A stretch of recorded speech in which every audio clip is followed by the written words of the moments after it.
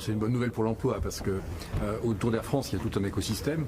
Et on voit bien aujourd'hui, quand on interroge les syndicats, les représentants du personnel à Roissy par exemple, ou en région, qu'il y a une vraie crainte aujourd'hui sur l'emploi du fait de la diminution du trafic.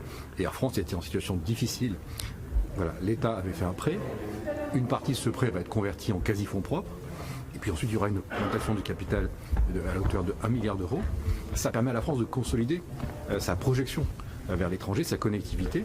Et on sait tous que si un pays n'a pas une compagnie nationale, eh bien, il a un problème de souveraineté, c'est-à-dire qu'il dépend des autres pour pouvoir se déplacer, pour pouvoir conquérir le monde. Et c'est un instrument de rayonnement.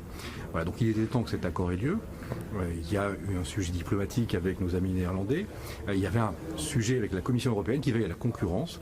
Et c'est donc à ce titre-là, comme il y a une aide publique, que la Commission demande qu'une partie des créneaux à Orly, c'est-à-dire 9 allers-retours quotidiens, soit cédée à d'autres, avec, je m'en félicite, une clause qui est qu'il faut que ce soit une compagnie basée et avec le respect des règles sociales françaises.